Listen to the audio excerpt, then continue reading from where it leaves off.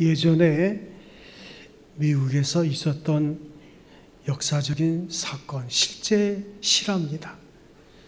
한 살인범이 재판정에서 사형 언도를 받았습니다. 그래서 그의 형이 되는 사람은 아주 유명한 명사고 고위공직에 있으면서 나라를 위해서 많은 공헌을 세운 사람입니다. 형이 그 동생의 죄를 짓고 사형장으로 나가게 된 것이 너무 마음이 아파서 체면불구하고 견디다 못해 대통령을 찾아가게 됩니다. 가서 동생을 사면해달라고 요청합니다. 대통령은 그 형이 나를 위한 그 공헌을 생각해서 사면을 허락하게 됩니다. 어찌 보면 가능치 않은 일이죠. 그런데 결국 형은 그 사면장을 받게 되고 그것을 주머니에 넣고 감옥으로 자기 동생을 찾아갔습니다. 그리고 동생에게 이렇게 물었습니다. 만일 내가 이 어려운 가운데서 사면을 당해서 자유를 얻는다면 너는 앞으로 어떻게 살겠느냐? 무엇을 하겠느냐? 하고 물었습니다. 그랬더니 동생은 살기등등한 목소리로 내게 사형 언도를 한 판사를 먼저 죽이겠습니다. 그리고 나서 내가 이렇게 사형을 받을 수밖에 없도록 불리하게 증언해준 증인들을 모조리 죽일 것입니다. 형은 너무 마음이 아팠습니다. 아무 말 없이 감옥을 나와서 사면장을 찢어버리고 말았습니다. 우리가 2022년도 새해를 맞이하는데 그 새해는 달력 한 장을 넘겨서 새해가 되는 게 아닙니다. 우리가 새로운 삶을 시작하지 않으면 영영 우리는 작년 그대로 인생을 사는 거예요. 여러분, 사함받은 사람은 사함받은 사람답게 살아야 사함받을 권리가 있는 거예요. 여러분과 저는 그리스도 예수의 십자가의 은혜로 죄 사함 받았습니다. 그래서 어떤 교단에서는 매 주일 예배 모일 때마다 성찬식을 해요. 예수의 십자가의 보혈 그리고 찢기신 살을 기념하는 그 성찬식을 합니다. 그러니까 모든 우리 인생의 시작은 하나님의 피 흘리심, 그 은혜로부터 내가 죄 용서 받았다는 거기서부터 출발하는 거예요. 그래서 이 첫사랑, 처음 예수를 만난 그 첫사랑을 잊지 않는 게 중요한 거예요. 요한계시록에 보면 말세의 징조는 첫사랑을 잃어버렸어요. 그래서 우리가 죄 사함 받았다는 것, 그 사함 받은 사람답게 산다는 것, 이게 참 중요합니다. 인간은 다 죄인입니다. 다만 죄인인 줄을 아는 죄인이 있고 자기가 죄인인 것을 모르는 죄인이 있고 자기의 죄를 알지만 그 책임을 남에게 전가하는 그런 죄인이 있습니다. 자기의 불행이나 자기의 죄, 이 모든 것이 나 외에 다른 사람의 책임이라는 거예요. 사회의 책임이요, 이웃의 책임이요, 원만 불평하는 그런 사람들이 있는데 결국은 회개가 문제예요. 회개했으면 죄사함 받았고 죄사함 받았으면 사죄받은 자로서 어떻게 샀냐, 이것이 문제입니다. 오늘 본문의 내용은 우리가 너무나 잘 알고 있는 사건이죠. 가늠한 현장에서 그 여인이 잡혔습니다. 남자는 도망을 가는 것 같아요. 그 여인이 잡혀가지고 그 성난 주민들이 그 손에 돌을 쥐고 이제 가늠한 현장에서 잡혔기 때문에 돌로 쳐서 죽여도 모세의 율법에는 아무 문제가 없어요. 이렇게 그들이 성난 군중이 돼서 그 여인을 끌고 누구한테 왔냐면 예수님한테 왔어요. 그런데 예수님은 그 성난 군중과는 다르게 아름다운 모습으로 그 여인을 맞이하는데 어떻게 예수님이 그 여인에 대해서 이렇게 대할 수가 있을까? 무슨 죄를 지었느냐 상관없이 주님이 보실 때는 그녀는 여전히 소중한 하나님의 작품이에요. 예수님의 구원의 대상이었기 때문입니다. 과연 가늠하다 잡혀온 이 여인의 사건을 통해서 성경이 우리에게 가르치는 교훈은 무엇일까? 우리가 먼저 생각할 것은 인간 모두가 죄인임을 지적하고 있습니다. 성경은 결코 죄를 미화하거나 죄를 부인하지 않습니다. 오늘 성경 본문에도 보면 이 여인의 죄가 돌을 맞아 마땅하다는 사실을 부인하고 있지 않습니다. 그런데 예수님은 그 성난 폭도와도 같이 돌을 들고 이 여인을 돌로 치려 하는 사람들 향해서 너희 중에 죄가 없는 자가 먼저 돌로 치라 말씀하십니다. 그러면 예수께서 전달하시고자 하는 진리가 무엇일까요? 죄에서 자유로운 인간은 하나도 없다는 거예요. 그들은 모세는 율법에 이런 여자를 돌로 치라 명하였거니와 선생은 어떻게 말하겠습니까? 이 질문을 받으시고 예수님은 몸을 굽히셔서 땅에 글을 쓰십니다. 이 순간에 시기바늘이 멎을 만큼 긴장된 침묵의 시간이었어요. 만일 그가 예수님께서 이 여인을 돌로 치지 말라 하면 하나님의 율법을 예수님이 스스로 부인한 것이에요.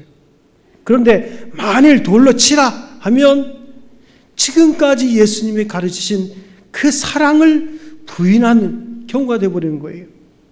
그런데 이 긴장된 순간에 예수님은 몸을 굽히시고 땅에 글을 쓰고 계십니다.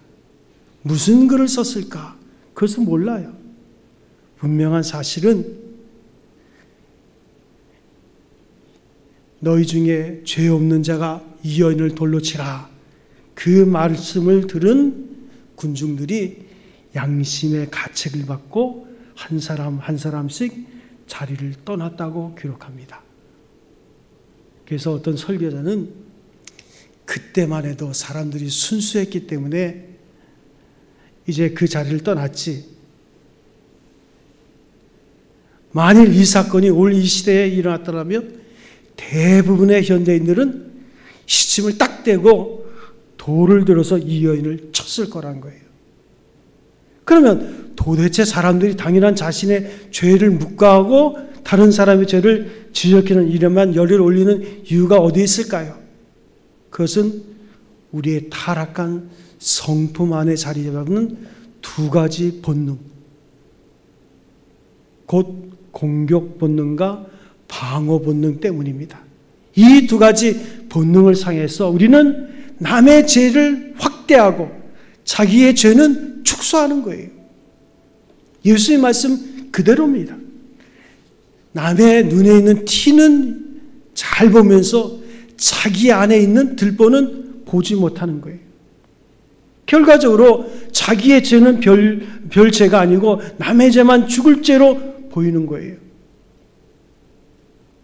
그래서 야고보는 야고보 2장 10절부터 11절에 이렇게 말씀합니다. 누구든지 온 율법을 지키다가 그 하나를 범하면 모두 범한 자가 되나니 간음하지 말라 하시니가 또한 살인하지 말라 하셨은즉 내가 비록 간음하지 아니하여도 살인하면 율법을 범한 자가 되나니. 그래서 이런 광경을 우리가 한번 상상해 볼 수 있어요. 한 감옥에 두 죄수가 수감이 됐습니다. 한 사람은 간음죄고 한 사람은 살인죄입니다. 그런데 살인죄인이 간음죄인 보고 뭐라고 말하냐면, 아니 어떻게 저렇게 연약한 여인을 내가 건드릴 수 있느냐고, 내가 인간이냐고 그렇게 비난해요. 그랬더니 이번에 간음죄인이 살인죄인 보고 어떻게 너는 그 힘없는 노인의 목숨을 빼앗았냐고, 네가 인간이냐고. 성경은 그것이 바로 이웃의 죄를 비난하면서 자기의 죄를 보지 못하는 우리의 모습이라고 지적합니다. 모든 사람이 죄를 범하였으며 로마서 3장입니다. 의인은 없나니 하나도 없다. 성경이 증하는 그들의 인생, 그것이 바로 우리라는 거예요. 누가 돌을 던지겠어요? 우리가 죄인인데. 다만 우리는 죄사함 받은 근거가 있지만 아직도 우리는 죄의 모습이 우리 속에 있는 거예요. 그래서 우리가 적극적으로 죄사함 받은 확신을 가지지 않으면 이 사망의 몸에 있는 죄가 여전히 나를 주도하는 삶을 살 수밖에 없어요. 새해는 무슨 새해예요? 달력 한 장 넘어서 새해가 되는 겁니까? 마음이 새로워지지 않으면 우리가 구원의 은혜에 대해서 감격하고, 오늘도 우리가 예배할 때 예배라는 것은 적어도 십자가의 은혜로, 그 피로 죄사함 받은 그 은혜를 입은 자들의 모임이 예배예요. 그 삶이 예배가 되어야 돼요. 오늘 사건을 통해서 주께서 우리에게 말씀하시는 것은 오직 그리스도 예수 안에만 용서가 있음을 선언하십니다. 자, 이 여인을 정죄하던 무리들이 다 자리를 떠난 후에 예수께서 이 여인에게 하신 말씀이 뭡니까? 나도 너를 정죄치 아니하노니, 내가 너를 용서한다는 거예요. 도대체 예수님은 누구시기에 죄를 용서한다고 선언할 수 있을까요? 유대인들은 오랫동안 죄를 사는 그 용서는 하나님만이 하신다고 그렇게 믿어왔어요. 그런데 마가복음 2장에 보면 친구 4명이 들것에 중풍병 걸린 그 친구를 메고 왔을 때 예수께서 그 앞에서 하신 말씀이 내 죄사함을 받았느니라 하고 선언할 때 서기관과 유대인들은 깜짝 놀랍니다. 아니, 저가 사람인데 어떻게 죄사함 받는다고 할 수 있겠느냐? 이건 신성모독이다. 오직 하나님 한 분 외에 누가 능히 죄를 사하겠느냐? 그들의 말이 틀린 것이 아니에요. 그런데 그들이 몰랐던 것이 있습니다. 뭘 몰랐을까요? 예수가 하나님이신 것을 모른 거예요. 예수님은 보이는 하나님으로 이 땅에 오셨어요. 성육신, 인간의 몸을 입고, 그것이 바로 성탄절 아닙니까? 얼마 전에 우리가 성탄절 감사 예배를 드렸습니다만, 그러니까 요한복음에 그에서 말씀하고 있는 그 핵심 가운데 하나는 예수님이 하나님이시라는 것. 그래서 특별히 요한복음에는 내가라는 말이 자주 사용되는데 이 말 가운데는 예수님의 자기 계시 선언이에요. 빌립보서 2장에 보면 그리스도 예수는 하나님의 본체시나 하나님과 동등됨을 취할 것으로 여기지 아니하시고, 하나님과 동등했지만 하나님과 동등됨을 취할 것으로 여기지 아니하시고 어디까지 낮아지셨다고요? 십자가에 죽기까지 낮아지신 거예요. 우리 수준으로 낮아진 거예요. 죄인된 우리 수준으로 낮아진 거예요. 왜요? 우리를 구원하기 위해서. 우리를 구원하기 위해서는 우리의 죄를 누군가 치러줘야 되는데 의인만이 죄를 치를 수가 있어요. 죄 없는 사람이. 그래서 성령으로 잉태돼서 죄 없는 인간의 몸으로 오셔서 우리의 죄값을 대신 지신 거예요. 그래서 예수님을 두 번째 아담이라 그럽니다. 첫 번째 아담은 우리에게 죄를 지었고 두 번째 아담 대신 그리스도 예수는 우리에게 죄 사함의 은혜를 베푸신 거예요. 그분은 하나님이시지만 인간의 몸을 입고 이 땅에 오셨어요. 그래서 요한복음 1장 29절에 보면 세례 요한이 예수님을 가르쳐서 보라, 세상 죄를 지고 가는 하나님의 어린 양이로다. 사도 바울은 로마서 8장 1절에서 이렇게 선언합니다.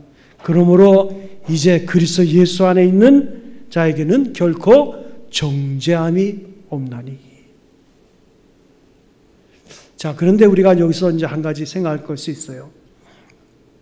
과연 이 여인이 하나님 앞에 죄사함을 받았다면 분명히 회개가 있어야 되는데, 오늘 여러분에게도 첫사랑, 예수님의 첫사랑을 경험할 때 회개가 있었잖아요. 그때 우리는 우리의 죄를 회개하고 눈물 콧물을 흘리면서 주님, 내가 죄인입니다. 나를 용서해 주세요. 그 첫사랑이 다 있었거든요. 뭐 지금 그걸 첫사랑을 다 잊어버렸는지 모르지만 그 첫사랑이 있었어요. 그런데 이 여인은 회개했다는 것이 아무리 봐도 없어요. 그런데 어떻게 예수님이 이 여인의 죄를 용서하실 수 있었을까? 회개는 언제나 하나님께서 용서하는 용서의 조건입니다. 그런데 회개의 모습은 다양한 거예요.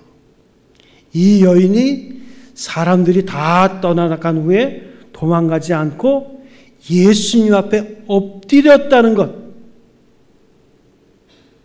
바로 그 모습이 회개의 모습입니다. 그 여인은 말로 하나님 앞에 회개하지 않았지만 그 엎드린 가운데서 자신이 얼마나 하나님 앞에 연약한 자인 것, 그리고 그는 엎드린 가운데서 주님께서 내가 너는 정죄치 않으니 다시는 가서 죄를 짓지 말라 할 때 양심의 가책을 경험하게 된 거예요. 잘못했습니다. 이렇게 말할 용기가 없거든 그냥 그 자리에 엎드리세요. 주님 정말 죄송합니다. 이런 말 할 수 없다면 우리의 상한 마음 그대로 주님 앞에 엎드리세요. 이미 이 여인은 그 엎드림 속에서 그 마음에 회개가 있었던 거예요. 그런 마음의 찢어짐, 상한 마음의 토해냄은 입술의 고백 이상으로 중요한 회개의 증거가 된 것입니다. 그래서 하나님께서 우리에게 원하는 예배는 상한 심령이라고 그랬어요. 하나님이여 상하고 통회하는 마음을 주께서 멸시치 아니하시리다. 좀 죄송한 말이지만 우리가 예배하는 자의 태도를 봐도 내가 진실로 회개하고 또 회개하고 하나님에 대한 간절함이 있으면 예배 태도가 틀려요. 진지할 수밖에 없어요. 찬송을 부를 때나 기도할 때나 말씀을 들을 때나 그렇게 진지할 수가 없는 거예요. 여러분, 예수 그리스도의 첫사랑, 그 은혜의 사랑을 여러분 기억하고 있습니까? 십자가는 우리가 잊을 수 없는 거예요. 그 사건 속에서 우리가 죄 용서받았다는 것, 우리가 진짜 죄 용서받은 자의 삶의 모습이 있다면 우리의 인생의 삶은 달라질 수밖에 없어요. 용서받은 자에게는 새로운 삶이 주어지는데 주님은 용서받은 그 여인에게 새 삶을 격려하십니다. 예수님께서 이 여인에게 용서를 이제 선언하시고 가서 다시는 죄를 범치 말라. 예수님은 그녀의 용서받음의 증거로 새로운 삶을 격려하신 거예요. 그러니까 죄 사함은 구원의 소극적 은총이라면 구원의 적극적인 은총은 새 생활의 출발이에요. 우리는 그리스도 예수 안에서 새로운 삶으로 출발하는 겁니다. 우리가 사실 용서받으면 이제부터 새로운 삶을 살기 시작한 거예요. 그래서 복음은 그리스도의 십자가의 죽으심과 부활인데 우리가 용서받을 수 있었던 것은 예수께서 우리에게 대신 십자가의 죽으심으로 우리가 용서받았어요. 그렇다면 이제 우리에게는 새로운 인생의 걸음이 시작되어야 되는 거예요. 그래서 요한복음 8장 12절 본문에 이어서 이렇게 말씀합니다. 예수께서 말씀하여 이르시되 나는 세상의 빛이니 나를 따르는 자는 어둠에 다니지 아니하고 생명의 빛을 얻으리라. 그렇습니다. 새로운 삶은 빛 대신 그리스도 예수를 따르는 거예요.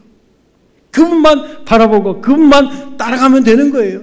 그러면 다시 우리가 어둠을 걱정할 필요가 없습니다.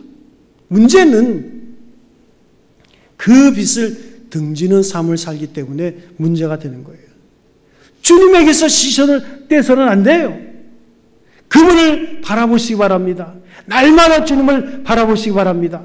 그리고 그 빛 안에 머무는 것을 최고의 즐거움으로 삼아야 돼요.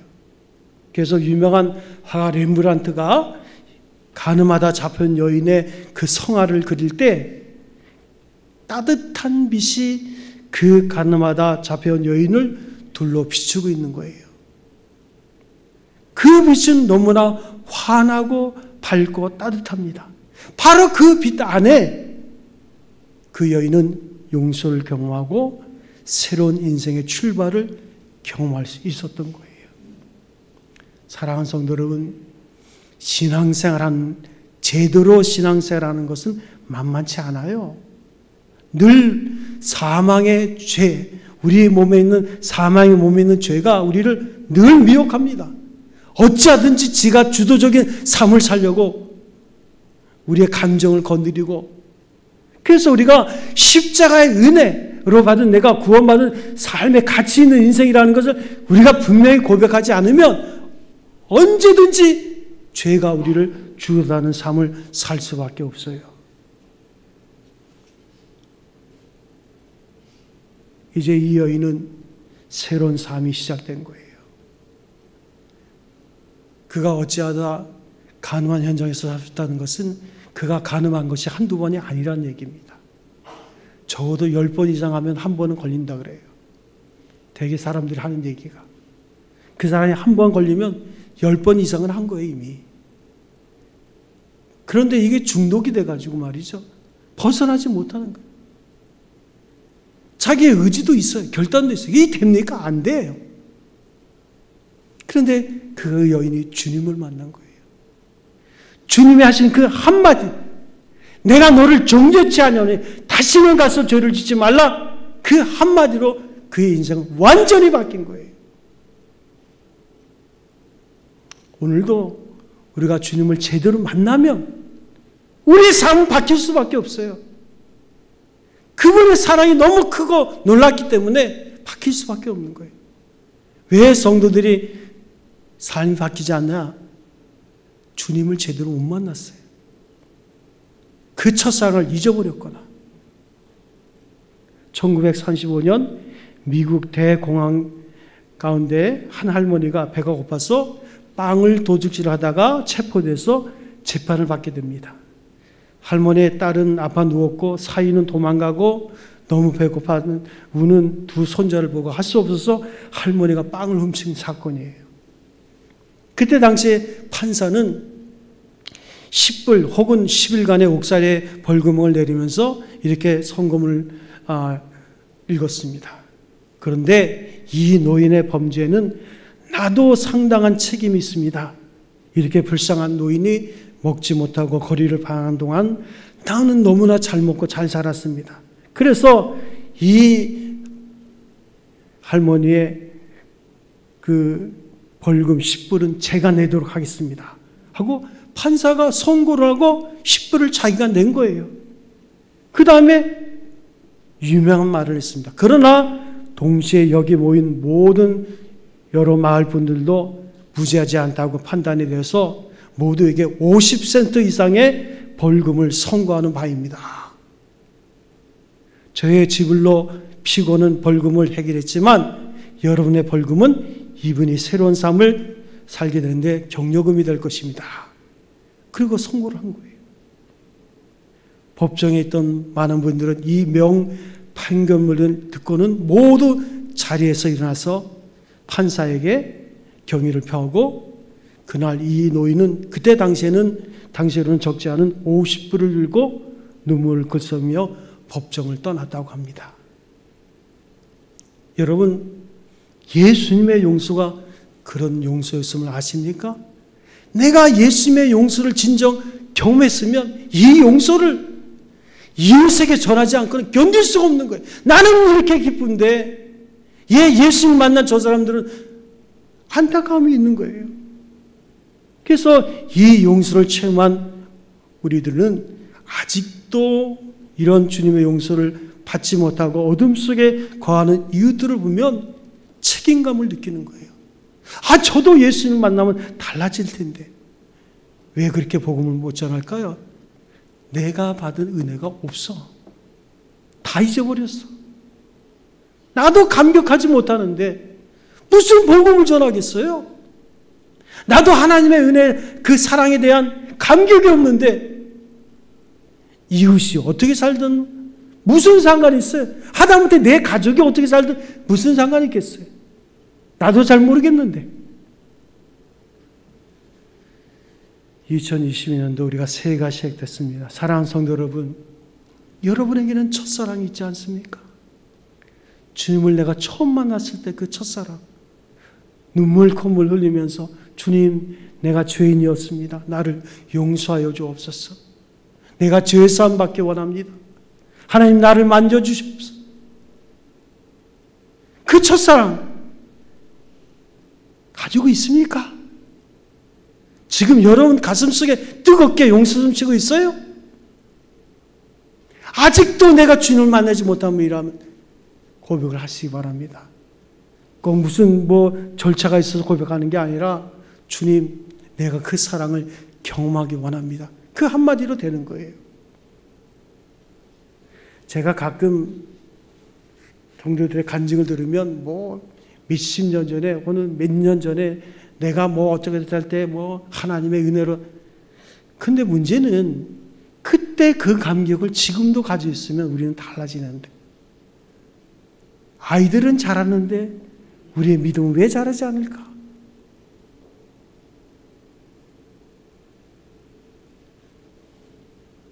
오늘 이 성경에 여인에게 용서를 전하신 바로 그 동일하신 주님께서 우리의 이웃들을 소중한 구원자로 기다리고 계신다는 것 여러분 아십니까?